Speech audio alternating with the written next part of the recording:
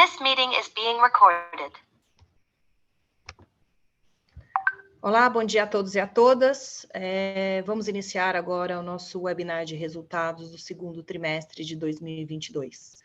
Vou dar aqui um tempinho para as pessoas irem entrando, e assim que a gente atingir aqui uma determinada quantidade de pessoas, iniciaremos aqui a apresentação. Então, bem-vindos a todos. Em instantes, iniciaremos o nosso webinar de resultados do segundo trimestre de 2022.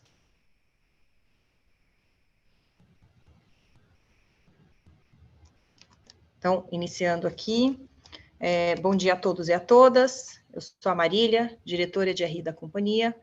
Vamos iniciar agora o webinar de resultados do segundo trimestre de 2022. A apresentação será feita pelo CEO João Marques da Cruz e pelo CFO Henrique Freire, seguido de uma sessão de perguntas e respostas com toda a diretoria executiva. Então, as perguntas já podem começar a ser enviadas aqui pelo chat. O webcast está sendo transmitido exclusivamente pela internet e, posteriormente, estará disponível no site de RI da companhia. Antes de iniciar, gostaria de esclarecer que todas as declarações aqui feitas durante o evento são premissas da nossa diretoria ou informações que já foram disponibilizadas. Então, considerações futuras não garantem desempenho e envolvem riscos e incertezas futuras. Desta forma, passo a palavra ao João para iniciarmos. Obrigado, Marília. Bom dia a todos. Estamos aqui, a nossa diretoria da EDP Brasil, o Henrique Freire, o nosso CFO, o Luís Otávio, o nosso vice-presidente responsável pelas nossas operações de transmissão, geração e distribuição, o Carlos Andrade, que é o vice-presidente responsável pelo Mercado Livre, incluindo toda a nossa operação de solar, e a Fernanda Pires, a nossa vice-presidente responsável por pessoas e ESG, algo que é extremamente importante na nossa companhia. Bom, o destaque deste semestre, e eu sei bem que isto é call de resultados do segundo trimestre, mas deixem-me falar do semestre, demonstra que a empresa foi capaz de entregar. As palavras que definem estes 6 meses são entrega, crescimento e eficiência. Então vamos ver essas 3 componentes. Entrega porquê? Porque conseguimos um EBITDA que é 30%, arredondando, 29,4% se quiserem, superior ao EBITDA do ano passado, no período homólogo do ano passado, os 6 meses do ano passado. Logo, entregámos resultados. E entregámos resultados num ambiente de eficiência. A eficiência vê-se pelo PMSO, que cresce também, grosso modo, metade que a inflação. A inflação rondou os 12% neste período e nós crescemos, em termos recorrentes, 6,6% o PMSO. Por isso, a eficiência está demonstrada, nós temos eficiência em todos os negócios, nos negócios regulados, em que o regulador nos coloca metas muito ambiciosas de eficiência e de qualidade, e nós conseguimos cumprir essas metas ambiciosas, e também nos negócios não regulados. É verdade que o ambiente de taxa de juro mais elevado faz erudir o nosso bom desempenho operacional, fazendo com que o lucro líquido cresça, cresce 7,6%, mas grosso modo posso dizer que 2/3 do crescimento dos resultados operacionais, ele é erudido, é comido pelo efeito dos juros. E sobra 1/3, que é o crescimento dos lucros líquidos. Como é que está a nossa dívida? A resposta simples é: está bem, obrigado. a nossa dívida mantém-se nos parâmetros que nós prometemos ao mercado, dentro da nossa política de dividendos, que é clara e estável. Só para recordar, a dívida líquida a dividir pelo EBITDA ajustado, esse ajustado é um EBITDA que retira as componentes não caixa, o VNR da distribuição, as consequências do IFRS na transmissão, para ficar um EBITDA caixa. Ora, quando nós fazemos esse rácio dívida líquida EBITDA, nós estamos em 2,6. Logo, entendemos que devemos estar dentro do intervalo 2,5 a 3, por isso estamos muito bem.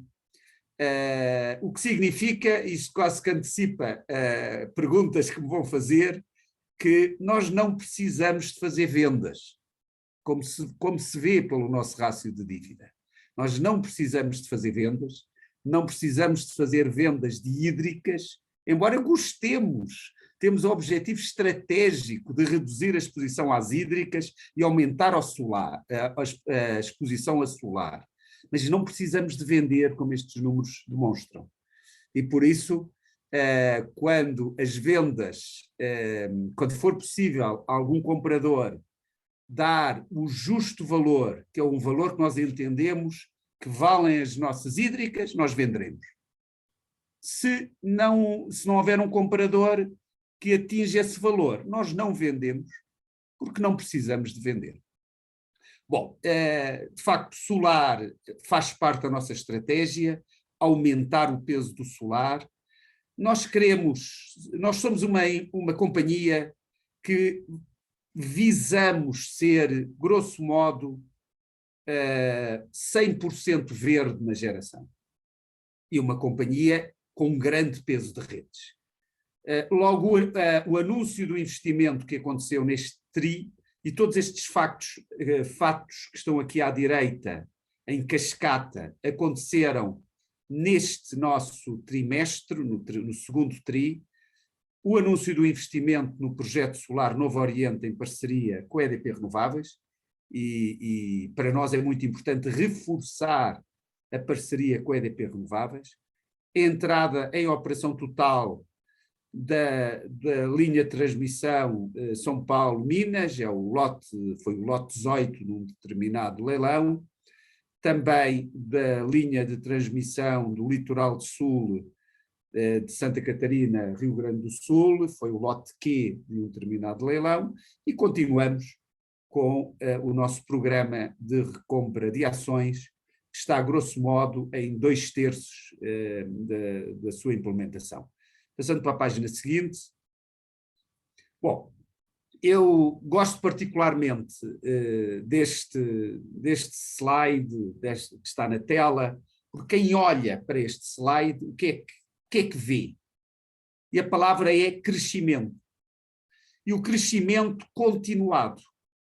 Nós, com o EBITDA ajustado e não ajustado, o segundo TRI de 21 foi bastante melhor que o segundo TRI de 20, e o segundo TRI de 22 foi bastante melhor que o segundo TRI de 21. O mesmo com lucros, por isso, crescimento. Uma das 3 palavras que para nós é importante. E também se vê que, olhando para o PMSO recorrente, ele cresce, sem dúvida, mas cresce abaixo da inflação. E o CAPEX, estamos investindo. É verdade que aqui o CAPEX, neste segundo TRI, comparado com o segundo TRI do ano passado, tem uma redução, mas isso, francamente, não é de grande relevância, porque tem a ver com a sazonalidade de obras, porque se pensarmos no conjunto do ano, nós temos uma boa realização de CAPEX. Passando para a página seguinte. Bom, é um sobrevoo dos negócios. Primeiro, dividimos o nosso EBITDA em 2 componentes. A componente caixa, que está à esquerda do EBITDA ajustado, e a componente não caixa. Bom, a não caixa, o mérito não é nosso, o mérito é VNR inflação. Bom, é evidente que o IFRS da transmissão, esse aí temos mérito, porque está relacionado com termos entregue obras, como é evidente. Mas vamos concentrar no que está à esquerda do EBITDA ajustado. Nós passámos de 618 no segundo TRI de 21 para 944. Um crescimento de 52% neste TRI do EBITDA ajustado. Crescimento notável, indiscutivelmente. Distribuição é o negócio que mais contribuiu, 211, indiscutivelmente o mais importante, mais de metade do crescimento é distribuição. E a distribuição cresceu por quê? Pela parcela B, que teve, que é uma consequência da aplicação do IGPM, e por isso teve este bom desempenho para nós, e também um crescimento de mercado, já se verá em detalhe, mas que varia entre 2% a 4%, consoante estejamos a falar de São Paulo ou de Espírito Santo, mas as duas componentes, parcela B, devido a IGPM e mercado, justificam o resultado da distribuição. Transmissão é uma justificação muito simples, temos mais lotes em operação. Neste momento, 90%, grosso modo, da RAP está em operação, da distribuição, da transmissão, peço desculpa, ou seja, fomos capazes de entregar, e essa entrega é que gera valor. Geração hídrica, eu diria, este TRI comparado com o do ano passado, melhor hidrologia, é essa a justificação dos 28, e a nossa trading teve um bom desempenho, está a ser um bom ano, e por isso tem aí os 40 de crescimento, e não vou falar dos pequenos ajustes. PSEI não gerou neste TRI, e não acreditamos que vá gerar em todo este ano qualquer eletricidade, por isso está disponível, mas não acreditamos que vá gerar. Bom, esta é a minha passagem de helicóptero aqui pelos nossos resultados, e agora o deep dive vou pedir ao nosso CFO Henrique Freire para fazê-lo. Henrique. Bem, obrigado, João, e bom dia a todos. Começando aqui com um foco no nosso negócio de distribuição, trazemos primeiro aqui a primeira foto da alocação de capital. Nós temos tido um investimento crescente em distribuição, é uma das nossas apostas, um crescimento orgânico nas nossas distribuidoras. Estamos hoje com um patamar de 2,5 vezes a 3 vezes de QRR, com a expectativa de até o final do ano de termos um investimento até 1,5 bi. Basicamente na nossa modernização de rede, portanto, acho que isso é o parâmetro essencial, e isso depois reflete-se, quer dizer, que é um caminho de longo prazo, mas vai-se refletir trimestre a trimestre, e acho que este trimestre é um bom espelho disso, numa melhora de parâmetros de qualidade. Nomeadamente, destacamos aqui a questão das perdas. As perdas, tanto em São Paulo como no Espírito Santo, tiveram uma evolução positiva quando comparado com o ano passado. Vemos uma convergência para as metas regulatórias, vemos ali o São Paulo uma cedência, já num patamar de 8%, 8,2%, portanto já um patamar exigente, e o Espírito Santo continuando a sua trajetória positiva.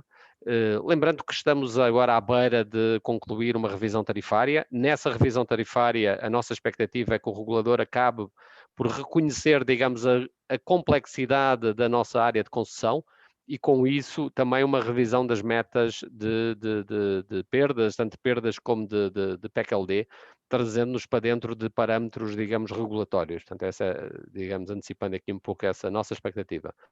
O volume teve uma evolução positiva em ambas as nossas áreas de distribuição, enfim, também 21 também era um ano ainda de recuperação, 22 teve essa recuperação, embora, enfim, confesso que a nossa expectativa até fosse um bocadinho mais generosa do que acabou por ser, mas de qualquer forma uma evolução positiva. O grande variável da economia brasileira, quando todos os parâmetros que vemos é a questão da inadimplência, e as questões de provisões de PEC-LD são muito relevantes. Nós vemos, em perspectiva, o valor em valor absoluto aumentou, mas também aumentou a tarifa e, portanto, é sempre bom vermos aqui em termos de percentagem da receita bruta. Quando nós vemos em percentagem da receita bruta, vemos numa base semestral, vemos muito alinhado com o ano passado, tanto em São Paulo como no Espírito Santo. Quando vemos pontualmente ali este trimestre em São Paulo, vemos uma certa degradação do número, embora há sempre flutuações trimestre a trimestre, portanto, enfim, não, uma visão de trimestre é uma visão demasiado curta para se fazer uma leitura. A nossa leitura é que os números são perfeitamente controlados. Nós temos trazido muita tecnologia, muito esforço para o controle desta variável e acho que os números mostram bem que estão completamente dentro do controle. Vocês passar ao próximo slide, por favor. Aqui uma nota sempre importante na distribuição, que é a comparação com o nosso EBITDA, com o EBITDA regulatório. Vemos claramente, estamos hoje claramente acima do EBITDA regulatório. Primeiro, focando aqui no EBITDA sem VNR, tanto um BI 20 contra um EBITDA regulatório de 817, com destaque para uma maior cobertura em termos de custos operacionais do que na nossa tarifa, do que realmente temos, e portanto aí um ganho de eficiência bem relevante. Do lado, depois uma certa variação de mercado, o cenário de sobre também ligeiramente positivo, com a nossa participação no MVE o ano passado, que nos fez de alguma forma mitigar os efeitos de sobrecontratação, que se não tivéssemos entrado teríamos hoje uma situação bem diferente, tendo em conta o cenário hídrico que temos e o nível de PLD. Depois vemos as perdas e PKLD ligeiramente abaixo das metas regulatórias, que já tinha referido. Entendemos que no Espírito Santo teremos uma convergência para as metas já nesta revisão, com um reconhecimento. Acho que o relevante aqui é o reconhecimento do nosso nível de complexidade em que se insere a concessão e o bom trabalho que temos desempenhado, que nos coloca hoje, acho que no nível de performance distintivo no Espírito Santo. Vamos passar ao próximo. Agora, falando de transmissão, o João antecipou, eu acho que esta é a variável mais relevante, olhando aqui para o gráfico à direita em cima, onde nós temos uma RAP do nosso portfólio, no ciclo 22-23 hoje, do nosso portfólio construído e por construir de 921 milhões, portanto acho que é uma coisa bem relevante, hoje já é, portanto, a relevância desta área de negócio no nosso portfólio. E vemos hoje que já temos deste total 89% já em operação. Contabilizando hoje com o lote do MGTE no Mata Grande, no Maranhão, que deverá entrar esta semana, ele está pronto já faz uns dias, e deverá entrar esta semana em operação, mas lembrando que o lote 18, o lote 21, o lote Q, todos eles entraram em operação, e portanto acho que de uma forma muito relevante concluímos as obras, como tínhamos prometido, como acrescentando aqui bastante valor. Fica-nos por construir o lote 1, o lote 1 do último leilão, do leilão do ano passado, que é um lote tanto no Acre, onde já iniciámos as obras, já temos hoje um avanço de 11% e tem um COD para 2024. Portanto, lembrando já que também temos mais de 40 milhões de reais de reforço e melhoria nos nossos jovens lotes, que ainda estão a ser concluídos e, portanto, que também gerarão RAP. E, portanto, isso também é bem importante termos esse destaque, porque, enfim, esse é um dos pontos importantes no negócio de transmissão, haver um perfil de reforço e melhoria que vai acumulando CAPEX ao longo dos anos e, portanto, acho que muda um pouco a face da rentabilidade do negócio. Vamos passar aí ao próximo slide, por favor. Falando agora de geração e trading, acaba por ser um trimestre e um primeiro semestre bastante positivo. Nós tivemos um resultado destacado na nossa comercialização de energia, na nossa área de trading, com uma margem de agregada de 104 milhões, portanto um resultado muito positivo. E também a nossa estratégia de mitigação também acabou por ter aqui um fator positivo. Nós mantemos aqui um hedge de portfólio relevante, que foi construído no ano passado, também lembrando que o nosso cenário para o resto do ano não era tão generoso, ou seja, achávamos que o cenário, no momento, se lembrarem,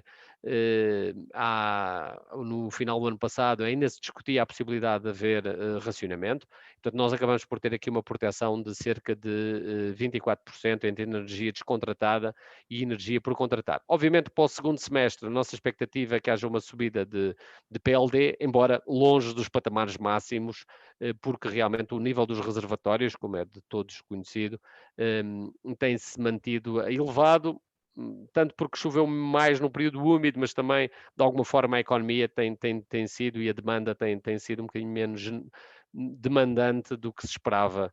E, portanto, temos essa expectativa. No total, estamos à espera que o GSF também, no total do ano, se situa entre 80% e 85%. E, portanto, obviamente, teremos um segundo semestre mais carente, portanto, com GSFs mais baixos, como, aliás, é usual e era a expectativa que já tínhamos.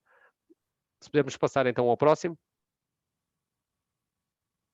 Falando agora um pouco da dívida, naturalmente que temos uma inflação mais alta, uma intervenção também de aumentos de Selic em consequência de CDI, que tendo, tanto que segue normalmente a curva de Selic por lastro das dívidas emitidas, e portanto o que nós temos hoje é no nosso portfólio, enfim, temos um custo médio quando fazemos essa análise de 12%, num portfólio hoje com exposição a CDI de 54%, IPCA mais de cerca de 40%, que são basicamente as dívidas das nossas linhas de transmissão. Naturalmente que há um incremento dos nossos custos financeiros do ano passado para este. Por um lado, pelo aumento dos indexadores, portanto, perfeitamente previsível, que também temos o reflexo nas tarifas, com o reflexo anti-IGPM com o IPCA, portanto, não é, portanto, obviamente que os nossos ratios de endividamento também não são afetados, mas também porque a conclusão dos lotes de transmissão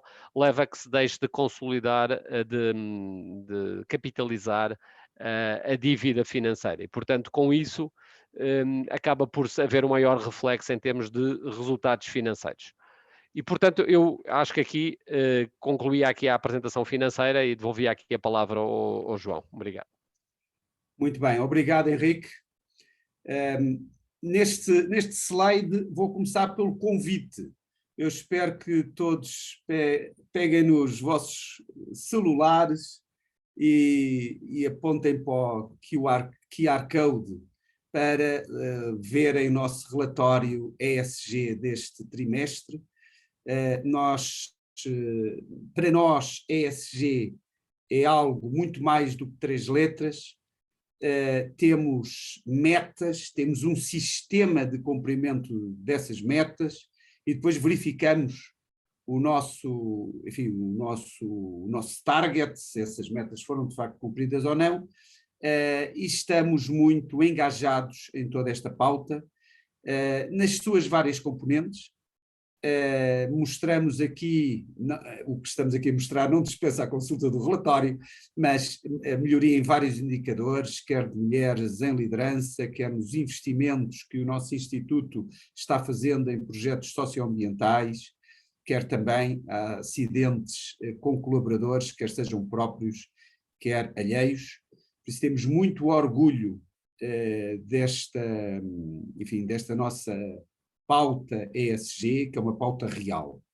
Aliás, a nossa vice-presidente Fernanda Pires, como toda a diretoria, estamos disponíveis para respondermos a questões no Q&A relativas às nossas práticas de ESG, lembrando que tivemos o ano passado, fomos considerados a melhor empresa ESG na Bolsa aqui de São Paulo, de todos os setores de atividade. Bom, vamos para a página seguinte, que penso ser a última, e esta página diz respeito à nossa visão de futuro. Em primeiro lugar, nós queremos fazer parte do futuro da energia no Brasil.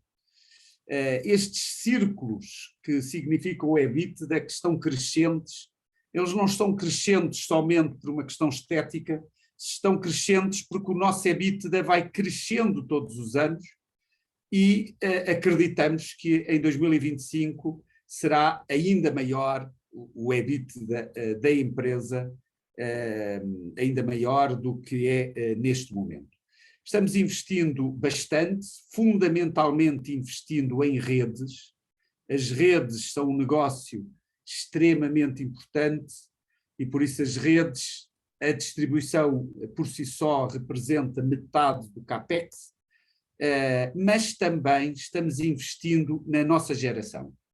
E o segundo maior componente do CAPEX neste plano 21-25 é a geração verde, geração solar. E 31% do CAPEX do plano 21-25, hoje, ou seja, no segundo TRI de 22, já está executado. Por isso temos um bom andamento da execução deste CAPEX. Por isso, queremos ser futuro, este futuro é crescimento e este futuro é transição energética. Nós estamos em transição para uma empresa mais focada. Nós queremos ser uma empresa que 2/3 são redes. É isso que nós queremos ser. E se olharem para 25, veem, grosso modo, esses números. 2/3 redes, 1/3 geração. E nesse terço de geração queremos ser uma combinação de hídrica e solar. Menos peso da hídrica, mais peso da solar. Grosso modo, nós pretendemos, em 25, que a nossa solar represente 1/3 da nossa geração e a hídrica 2/3 da geração. Para fazermos isso, precisamos fazer um swap de hídrica para solar, para reduzir o risco de hidraulicidade. É um risco estrutural, na nossa opinião, para o país, e que, como nós queremos fazer parte deste futuro do país, precisamos de adaptarmos nesta transição verde à realidade do Brasil. Última palavra para a nossa cultura interna. Nós temos uma cultura muito forte, uma cultura em que abraça totalmente o ESG, o que obriga à desconsolidação da nossa usina de carvão, de Pecém, mas nós temos um contrato que vamos cumprir até ao fim, e o contrato é um contrato de disponibilidade que termina em julho de 27, e obviamente que a EDP pretende continuar a ser o operador técnico, mas desconsolidando esta usina de carvão de Pecém. E pronto, esta é a apresentação que fazemos dos resultados sólidos, e agora passo à Marília, que vai conduzir a nossa sessão de bate-papo. Obrigado. Obrigada, João. Obrigada, Henrique, pela apresentação. Então, vamos dar início agora ao Q&A. Peço que utilizem aqui o chat para enviarem as perguntas. A primeira pergunta vem do André Sampaio, do Santander. Caros, bom dia. Vocês poderiam comentar sobre a CELG-D? Percebemos uma postura mais conservadora sobre o ativo. Qual o motivo da mudança de postura? Muito bem. Neste bate-papo, eu vou introduzir sempre a resposta e passar para os vice-presidentes, são eles que darão a resposta com mais cuidado. Por isso, neste caso, eu passarei para o vice-presidente Luís Otávio, mas não há mudança da nossa postura. Nós equacionamos sempre o crescimento inorgânico em distribuição. É nossa obrigação analisar, é uma obrigação que o fazemos com muito bom gosto, analisar todas as oportunidades de distribuição, e por isso analisamos essa oportunidade e entendemos na análise que não, ela no atual contexto do processo, nós declinamos e não temos interesse. Mas respeitamos, obviamente, esse processo e esta é a minha resposta genérica. Luís Otávio, pode adicionar, por favor? João, eu só vou complementar que nós fizemos uma análise de risco do todo, da concessão que tem até aqui, dentro da matriz de risco e do apetite que a EDP tem, encontramos algumas dificuldades que não é ser conservador, é o modelo de gestão que nós temos, que tem o seu sucesso nas duas que temos hoje, e na administração parcial que temos na Celesc, e que envolve a análise da concessão junto com o Ministério, nas condições hoje, junto à concessão com o Ministério e com o regulador. A conclusão é que tem alguns riscos cujas ferramentas que nós temos não são as melhores para mitigação. Então, não é conservador, é um modelo EDP de gestão que nós temos mostrado. Há de se comprovar, e aproveitando aqui a oportunidade, por exemplo, a CELG-T, que é a EDP Goiás hoje, já foi plenamente tomada, os riscos foram todos mitigados e colocados em curso, e seja, ela está hoje com o seu plano de negócio de acordo com o business que nós queríamos, e os riscos estão se comprovando aqueles que tínhamos antes, e mitigados. E é nesta linha que nós olhamos para uma distribuidora, como seria o caso da CELG-D, e nesse instante, este equilíbrio de risco ele não permanece. Pode ser, quem sabe, a coisa como vem pela frente, mas hoje esse equilíbrio não permanece. Essa é a resposta. Muito bem.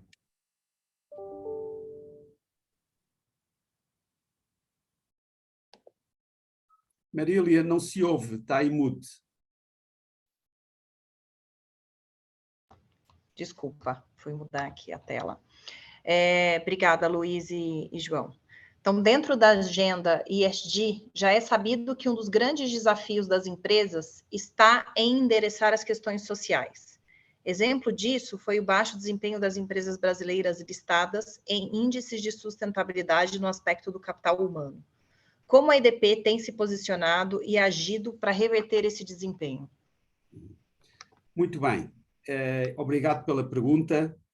É de facto um tema extremamente importante. O ESG tem um equilíbrio nas suas várias componentes e a componente social faz parte desse equilíbrio. O objetivo da EDP é atuar em todas as componentes do ESG. Mas dito isso, cumprindo a nossa regra, eu passo a palavra à Fernanda Pires, a nossa vice-presidente de Pessoas ESG. Fernanda. Obrigada, João. Bom, como o próprio João comentou, nós tivemos aí no topo do ISE, né, nesse último ano, frente a todos os setores do Brasil. Agora, falando especificamente relacionado à pergunta, né, que é o aspecto do capital humano, a EDP, apesar de não ser benchmark nessa dimensão do ISE, a gente ficou cerca de 12 pontos percentuais acima da média das empresas e apenas 3 pontos percentuais abaixo do melhor desempenho. E essa melhoria vem dos últimos anos, está muito associada ao fortalecimento da agenda de inclusão e diversidade e também de questões internas ligadas ao bem-estar e saúde dos nossos colaboradores. Para os próximos meses, há uma expectativa para a estruturação de um programa de direitos humanos, onde a gente deve ter um olhar sobre questões sociais que una valores trabalhados internamente, nossos da EDP, as iniciativas para os públicos externos, especialmente prestadores de serviço. Muito bem. Muito obrigado, Fernanda. Marília. Então, seguindo aqui, a próxima pergunta é do Wallace. Como vocês veem o cenário de geração hídrica? Muito bem. Eu vou passar a palavra ao Luís Otávio e também ao Henrique Freire, porque isto é uma mistura, é geração, mas também de planejamento energético. E vou fazer uma introdução numa análise de longo prazo. Quando se fala de cenário de geração hídrica, as pessoas estão mais pensando qual é a nossa estimativa do GSF para daqui a 6 meses. E é algo que é importante, como é óbvio. Mas o que eu quero agregar não é a questão do curto prazo, mas é a tendência estrutural do longo prazo. Na tendência estrutural do longo prazo, por via de 2 fatores: mais renováveis não hídricas, ou seja, solar e eólica, e uma tendência estrutural de menos chuva, coloca uma pressão estrutural, não estou falando dos próximos 6 meses, estrutural, de um GSF mais baixo. E isso nós temos que assimilar, porque isso é estrutural, independentemente da conjuntura. Bom, então, para o comentário da conjuntura, enfim, qualquer outro comentário, primeiro Luís Otávio, depois o Henrique Freire, aquilo que para agregarem.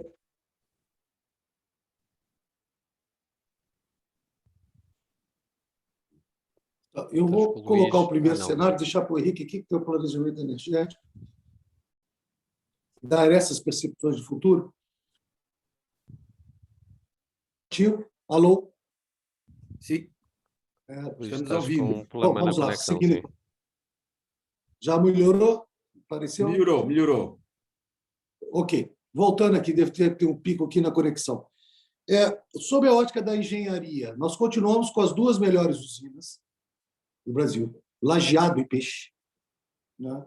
E com resultados continuam excepcionalmente bons, taxa de falhas e disponibilidade muito boas, com outras usinas dentro da maturidade da curva da banheira e aplicando o melhor plano de engenharia possível, uma vez que inauguramos, abrimos o nosso centro de operação em São José dos Campos, de geração, transmissão e distribuição. Ou seja, e agregando a engenharia de geração a partir de São José dos Campos para atender as nossas hídricas. Ou seja, estamos hoje no auge da forma quanto a operar e manter, e os resultados assim o dizem. Sob esse aspecto, o aspecto de engenharia, aspecto de máquinas, aspecto de conhecimento e como aplicar, acho que os resultados são a melhor resposta. Sob a ótica regulatória, né, nós temos ainda pela frente, né, a questão do GSF daqui para frente, como é que ele vai se comportar, como é que esse risco vai se comportar. E eu imagino que com a mudança da matriz elétrica brasileira, entrada da solar, entrada dos ventos, numa proporção bem maior, vai fazer com que seja revisto um planejamento de GSF que era para uma matriz 100%, 80%, de grande maioria de hídrica. Mas isso é uma mudança regulatória que nós temos pela frente e que deve ocorrer no curto prazo, porque o país tem muita dependência ainda de hídrica. É isso que eu queria dizer, de engenharia e de regulatório. Henrique. Muito bem, só completando então aqui ainda, digamos, na realidade que temos e para este ano, naturalmente estamos agora, assim, já num período seco. Se vocês virem até o nível de chuvas do ano, nomeadamente no mercado sudeste, que é o principal de reservatórios, acaba por não ser tão generoso como parecia no final do período úmido, porque realmente o período seco acabou por ter escassez de água maior do que é característico já do período, mas ainda assim os níveis dos reservatórios estão bastante recuperados e bastante altos quando comparados com anos anteriores, nomeadamente com o ano passado, que enfim, que o ano foi um ano muito difícil, lembrando que se discutia até a possibilidade de racionamento para esse ano. Portanto, isso acho que são cenários completamente ultrapassados. A possibilidade de racionamento para 23, na nossa análise, também são cenários afastados. Nós vemos um PLD a subir no último semestre do ano, mas abaixo, digamos, de patamares, vamos lá ver, volta talvez de patamares de 150, coisas assim. Embora esses modelos, como qualquer pessoa que trabalhe um pouco com esses modelos de projeção sabe que eles são extremamente voláteis, facilmente reagem, passam por outros níveis de patamar, por isso a gente vê, historicamente vemos essas flutuações acontecerem, mas de qualquer forma a nossa expectativa é um bocadinho mais moderada para o resto do ano, pelo bom nível dos reservatórios, que é sabido em todos os submercados, eles estão realmente a bom nível, nomeadamente no Sudeste, que é o mais relevante, no Nordeste, com níveis de chuvas que já não se viam há vários anos, e portanto isso acaba por segurar um pouco o PLD e por outro lado também o nível de GSF do ano ser um pouco melhor, mas ainda assim a nossa expectativa é que o GSF não seja melhor do que 85%, essa é um bocadinho essa expectativa e portanto vemos uma certa degradação também desse GSF no segundo semestre. Portanto. É isso. Perfeito, obrigada. A próxima pergunta vem do Henrique Perretti. Na verdade, são duas perguntas. A primeira já foi respondida, que era o status do processo de venda das hídricas. E a segunda pergunta é, no crescimento da solar, quais as condições atuais para expandir, considerando o CAPEX / financiamento, qual seria o break-even reais por megawatt-hora para que os novos projetos façam sentido? Muito bem. Embora a primeira já tenha sido respondida, eu não quero que fique nenhuma dúvida sobre esta questão. Recentemente eu li uma opinião que o processo está a demorar muitos meses, mais do que era suposto, e eu até concordaria com essa opinião se nós tivéssemos que vender. Mas como nós não estamos num processo em que temos que vender, nós estamos comodamente operando barragens que são excelentes, hídricas ótimas, que estão, aliás, as hídricas do Amapá, Jari, Cachoeira de Caldeirão, têm tido níveis de produção muito elevadas, com as máquinas funcionando, e por isso nós estamos calmamente, já sabemos que estrategicamente queremos reduzir hídrica para aumentar solar, é verdade, com toda a transparência sempre o dissemos, mas é um processo que, na verdade, pode durar meses mais, porque se o valor não for, se o comprador, o potencial comprador não der o valor, é evidente que não haverá transação. Por isso, visto desta forma, o processo é um processo que está aberto, mas nós não estamos fazendo nada ativamente para que haja uma venda de forma imediata. Logo, vendo desta maneira, não está demorando mais, está demorando o tempo que o mercado necessitar para dar o justo valor daquilo que nós pretendemos. E não falo mais de hídricas hoje. Bom, indo à solar, extremamente importante, é uma aposta, como nós já vimos, uma aposta de futuro, e nós estamos construindo o futuro, quer na solar de grande dimensão, quer na solar GD. Estamos crescendo nas duas. Mas a resposta vai ser dada pelo nosso vice-presidente, Carlos Andrade, responsável pelo solar e mercado livre. Carlos. Obrigado, João. Bom dia. Eu diria como referência, quer dizer, em termos de CAPEX, que é o que foi perguntado, a nossa referência para utility scale, larga escala, estamos falando aqui de um CAPEX de entre 3,7 e 4 milhões de reais por megawatt-pico. Né? No caso da GD, estamos mais próximos dos 5 milhões de reais por megawatt-pico. Né? A diferença, obviamente, está nas compras em larga escala, e o fato de que na GD as compras são feitas por prazos mais curtos, para o próximo trimestre ou para daqui a 2 trimestres, e você tem uma pressão maior nos fornecedores, isso leva a um custo maior. Mas isso para dar uma referência, que é o que foi solicitado aqui na pergunta. Em termos de preço por megawatt-hora, não gostaria de comentar, nós temos vários contratos em negociação com clientes, e esse é um tema muito sensível para tocarmos aqui. Mas eu só comentaria aqui dos parques que nós já anunciamos, que é o Monte Verde Solar e o Novo Oriente Solar, que estamos desenvolvendo em conjunto com a EDP Renováveis, né, na base de 50 por 50. Nós já temos, no caso de Monte Verde, os contratos já negociados e assinados, e no caso do Novo Oriente, 60% dos contratos já estão assinados, os outros 40% estamos em fase final de negociação, e agora já partindo junto com a Renováveis, olhando mais 2 outros parques para desenvolvimento. É isso, João. Obrigado, Carlos. Obrigada, Carlos. A próxima pergunta é do Bruno. Primeiro, ele parabeniza pelos resultados. Depois, ele pergunta, dentro da estratégia de crescer em distribuição, há a possibilidade de aumentar a participação em Celesc, já que é um ativo conhecido? Muito bem.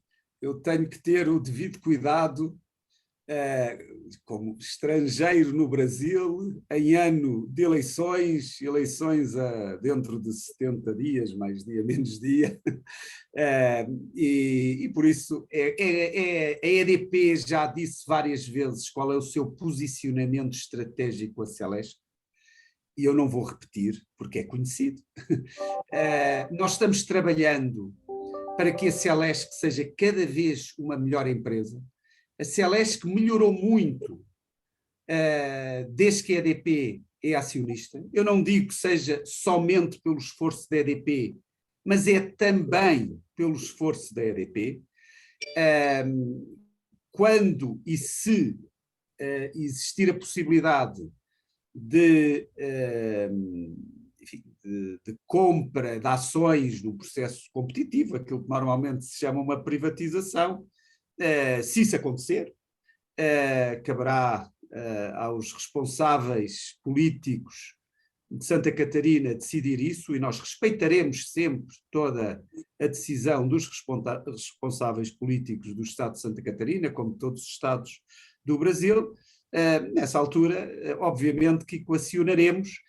A Celesc é para nós uma empresa diferente das outras empresas, porque nós detemos, grosso modo, 30% do capital da Celesc. Por isso, como eu disse, todas as distribuidoras nós analisamos, esta analisaremos quando e se essa ocasião surgir, com ainda mais detalhe. Bom, mas passo ao Luís para cumprir a regra, porque é uma distribuidora. Se o Luís espera acrescentar algo. Não, eu acho que a participação da EDP tem sido importante. Nós participamos como coordenadores de 3 comitês dentro do conselho, né? Indicamos também um diretor, e com os comitês são os comitês financeiros, o comitê estratégico, regulatório, e agora o comitê de auditoria. Isso possibilitou um desenho estratégico, que foi contratada uma empresa externa, foi a Hollenberg, para tratar disso, e com isso o planejamento estratégico está sendo aplicado. Então, estamos fazendo o nosso dever de casa, junto com um local que temos um investimento significativo, e preparados para quando e como as coisas acontecerem, podermos atrelar esse carro com muito mais facilidade, porque passamos a conhecer efetivamente a empresa que lá estamos. Mas não podemos dizer que, como deverá ser um processo seletivo, deve ser um processo aberto no mercado, não podemos dizer que seremos os ganhadores. Nós podemos dizer que temos interesse, sim, e essa é a razão de estarmos. A razão de estarmos, temos comprado, é dar valor à empresa através dos seus dividendos e, se assim for vontade, participar de uma possível privatização. Mas hoje temos informações que possibilitam uma análise bastante mais delicada e com menos risco. Muito bem. Vamos. Obrigada, Luís. A próxima pergunta é do Ederson, se nós poderíamos comentar sobre a política de payout e a distribuição de dividendos da companhia. Vou passar ao Henrique só dizendo aquelas 2 palavras que já referi. A política é estável e a política é transparente. Estável significa não vai mudando e transparente é conhecida do mercado. Henrique. Muito bem. Eu acho que nós, quer dizer, não há assim uma grande novidade a dar. Nós temos uma política bem clara, colocar, digamos, o nível de endividamento da empresa num patamar entre 2,5 e 3 vezes e ajustar o pagamento de dividendos digamos, a este nível. Portanto, acho que isso ficou bem claro na última distribuição de resultados, garantindo mínimos de payout. É um payout mínimo de 50% do lucro ajustado, não é? Por parâmetros não caixa. E um real por ação como mínimo, mas essa é a nossa política de forma muito clara, embora até no último ano distribuímos mais porque havia condições para isso, mas esta, enfim, a política situa-se aqui, portanto são garantias de mínimos, que é 50% e R$1, portanto o maior dos dois, e colocando o patamar entre 2,5 e 3 vezes, conforme há desinvestimentos, investimentos e geração de caixa. Muito bem. Obrigado, Henrique. Obrigada. A próxima pergunta é do Gabriel. Grácia, vocês esperam mais diminuições nos preços de energia no curto prazo? Os ganhos em distribuição não seriam compensados pela redução dos resultados em geração? Bom, quanto à primeira componente, eu vou pedir ao Henrique para responder. Em relação à segunda componente dos resultados, se estamos falando dos resultados do segundo TRI, bom, se estamos falando dos resultados do segundo TRI, o que vimos foi que a distribuição é o grande responsável pelo aumento, como já vimos, e não há redução dos resultados em geração. Se estamos falando para o futuro, eu passo a palavra ao Henrique. Vamos lá, eu acho que já comentei um pouco o cenário energético. Nós esperamos realmente agora uma subida ao contrário, uma subida de preços no segundo semestre, mais esperada pelo mercado, pode ter alguma volatilidade maior, como eu referi há pouco. Mas isso, obviamente, nós temos estratégias de hedging também relevantes, enfim, antecipamos, vamos lá ver, o facto do GSF ser mais baixo no segundo semestre não é propriamente um unexpected, né? No mercado, é algo que está bem analisado e bem incorporado.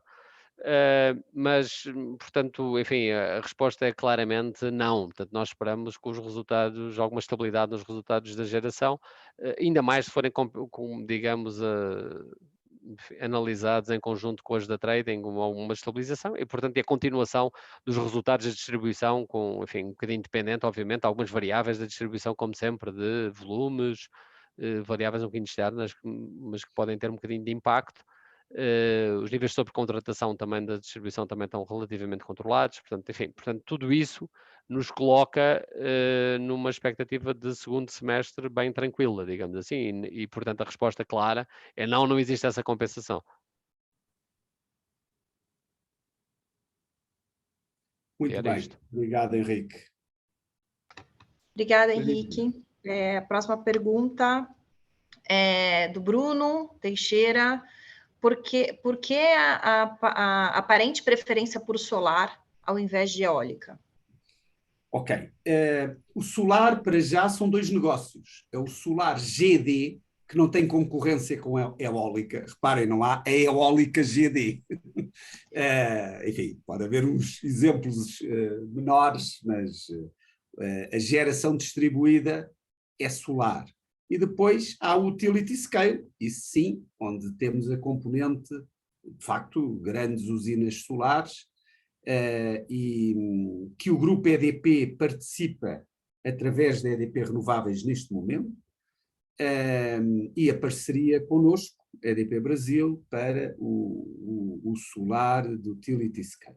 Mas seguindo a regra, a resposta será dada pelo nosso VP Carlos Andrade. Carlos. Obrigado, João. Como você falou, ou seja, fazia muito sentido essa parceria com a EDP Renováveis, que ela, a nível global, é o veículo da EDP que investe em solar de larga escala. E aqui no Brasil, nós da EDP Brasil estávamos já investindo em geração distribuída solar, né? Então, a junção dessas atividades fazia muito sentido, até para ganharmos escala, fazermos aquisições de forma conjunta, ganharmos escala em termos de engenharia e outros custos. Então, isso fazia muito sentido. A eólica já vinha sendo desenvolvida pela EDP Renováveis, ele já tem alguns parques em operação e outros em construção aqui no Brasil, mas eu diria que o solar, por que o solar? Por isso que já estávamos na geração distribuída e a Renováveis na geração centralizada, então fazia muito sentido nos juntarmos nesses investimentos. Obrigado, Carlos. Marília. Obrigada. Para concluirmos aqui, até pelo avançar da hora, a próxima pergunta. Em junho, a EDP anunciou uma mudança bastante relevante da sua assinatura de marca global. Esse movimento, de alguma forma, está alinhado à atualização estratégica da companhia, incluindo questões ESG? Muito bem. Sem dúvida que a marca é algo mais que um logotipo. e eu estou com um fundo virtual, com a nossa nova marca, para que seja, já é conhecida de todos, mas a marca é muito mais que um logotipo. A marca é uma mensagem. É evidente que é uma mensagem que, nas cores escolhidas, nas formas, o círculo é uma forma natural, o círculo também lembra a geração de energia verde. Enfim, há várias componentes gráficas, visuais, que atualizam esta marca à pauta e à agenda ESG. Por isso, a marca não se resume, como disse, a um símbolo. A marca pretende expressar uma visão para o futuro. E nessa visão para o futuro, a componente ESG é essencial. Fernanda, eu ia pedir e acho que é uma boa forma de fecharmos esta nossa call de resultados, que a Fernanda possa partilhar com todos que nos estão ouvindo esta visão de futuro ESG que está simbolizada na nossa marca. Obrigada, João. Bom, só complementar aqui, além dessa nova identidade, essa mudança também vem acompanhada de um novo propósito, né? O propósito global da EDP está em inglês, Our Energy and Heart Drive a Better Tomorrow, que a gente poderia dizer nossa energia e coração nos impulsionando para um amanhã melhor.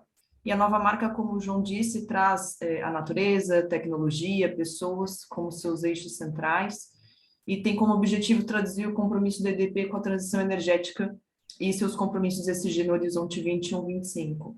O novo logo é inspirado na circularidade da natureza, do planeta, das tecnologias, geração de energia, turbinas hídricas, o próprio sol, elementos centrais da estratégia da empresa, que visa duplicar a geração de energia renovável a nível global até 2025. Muito bem, muito obrigado, Fernanda. E pronto, Obrigada. Terminamos. Muito obrigado a todos. Marília, faça o encerramento, por favor, e eu, da minha parte, dizer que o nosso time de IRI, dirigido pela Marília, está sempre à vossa disposição. Obrigada a toda a nossa diretoria executiva. As demais perguntas depois serão respondidas diretamente pela equipe de RI. E dessa forma concluímos aqui o nosso webinar de resultados do segundo trimestre. Todo o material vai estar disponível no site de RI. Até a próxima. Obrigada a todos.